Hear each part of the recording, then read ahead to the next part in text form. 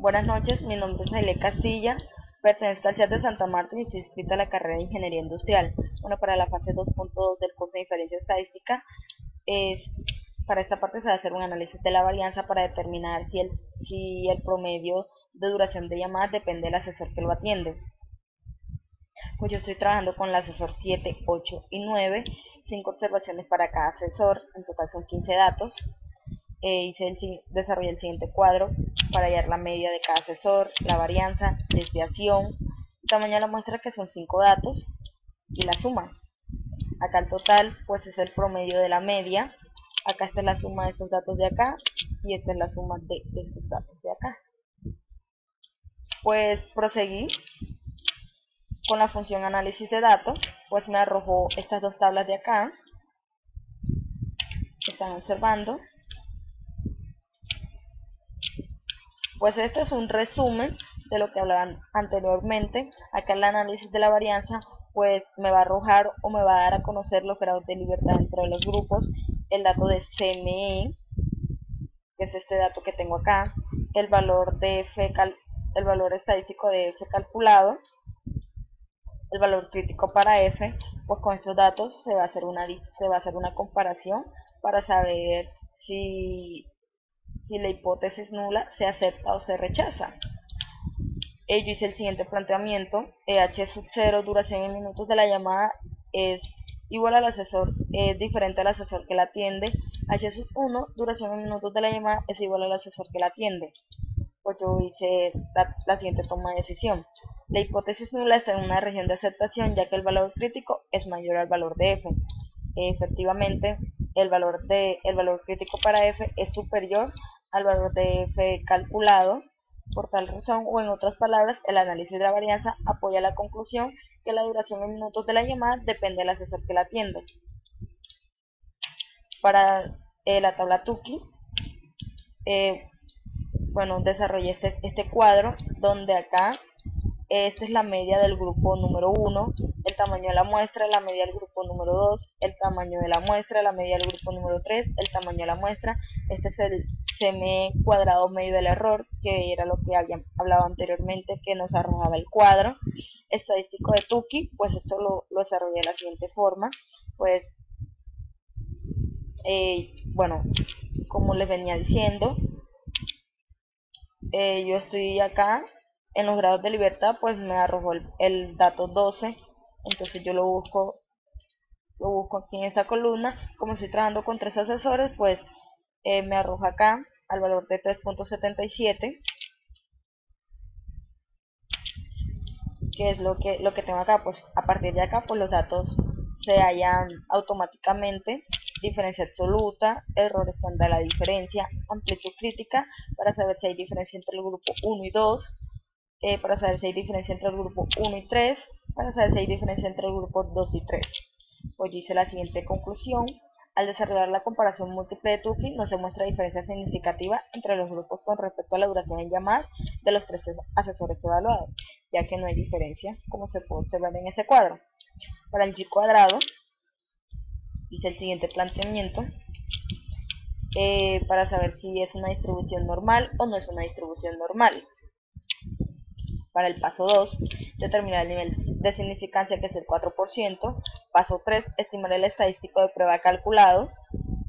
Pues antes de hacer esta tabla de frecuencia, pues yo hallé estos datos de acá.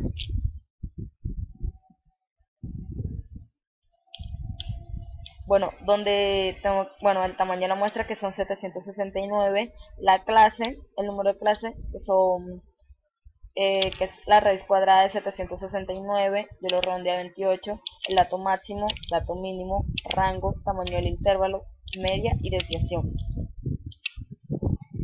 De esta manera pues inicia a hacer la tabla de la frecuencia, donde el número de clase pues lo enumeré del 1 al 28, que es el dato que me arrojó acá.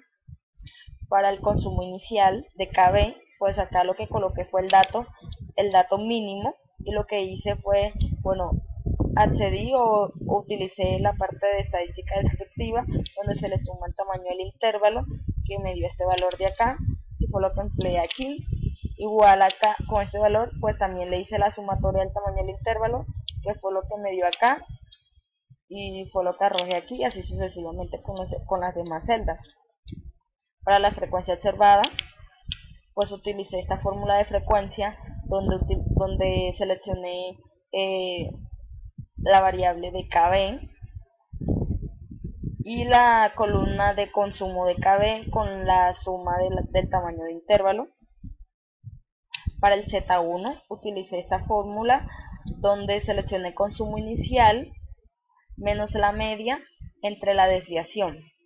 Para el Z2, que viene siendo el consumo de KB, esta columna de acá, menos la media entre la desviación.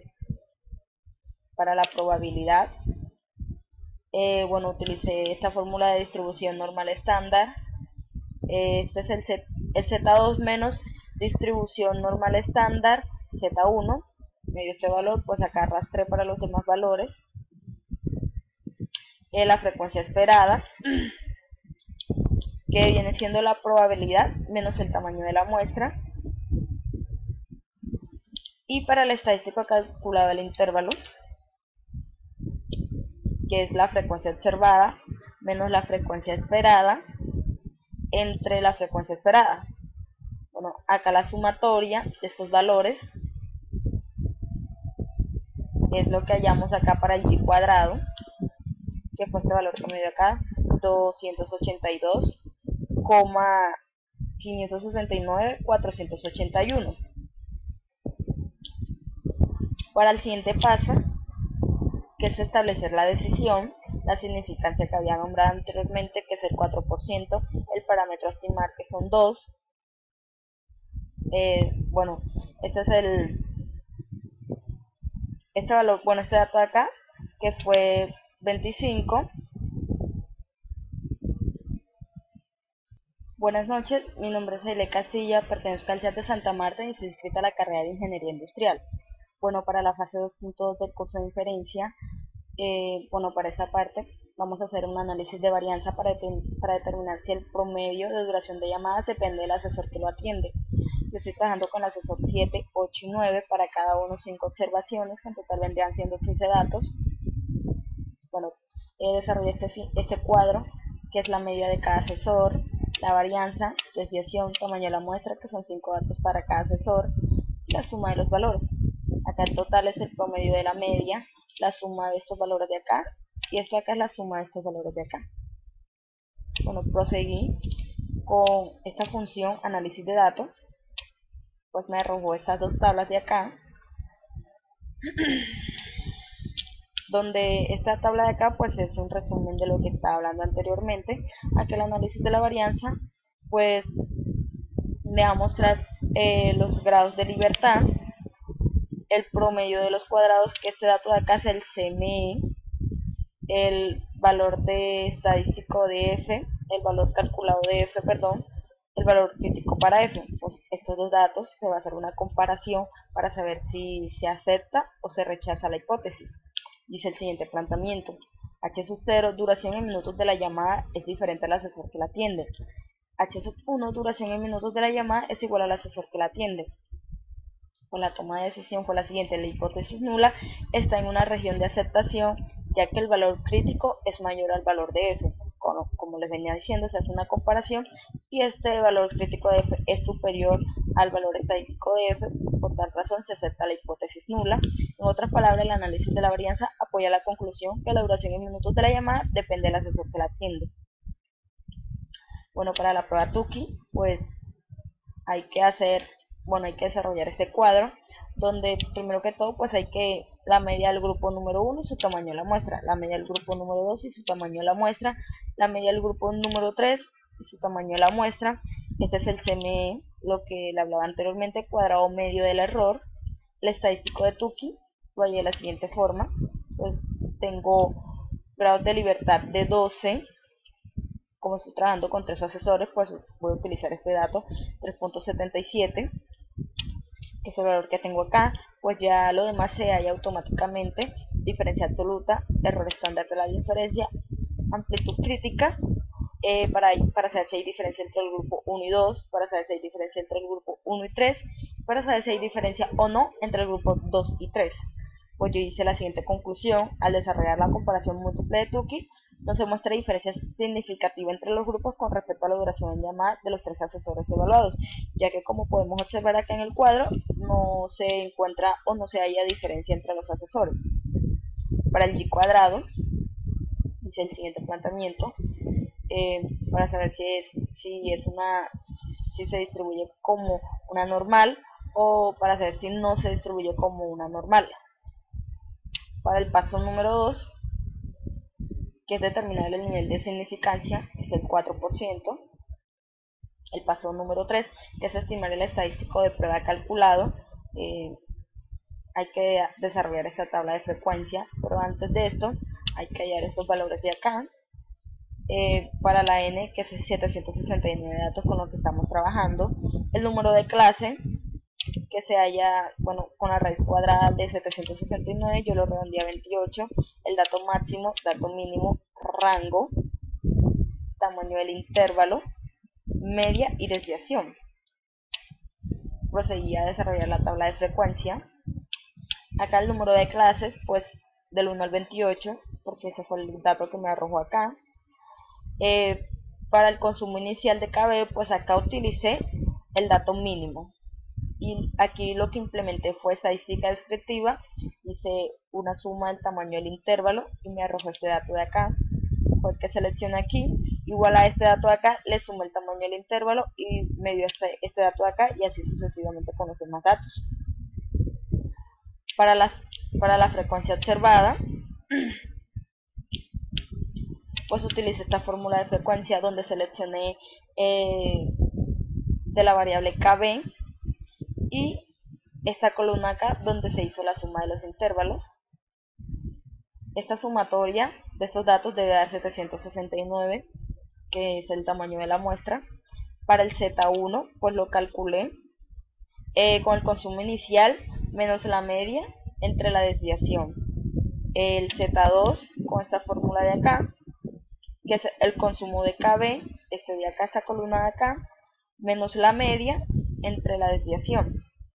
Para la probabilidad, ahí está esta función de distribución normal estándar de Z2 menos distribución normal estándar entre Z1, perdón. Y lo que, me dio este valor, y lo que hice fue arrastrar para los demás.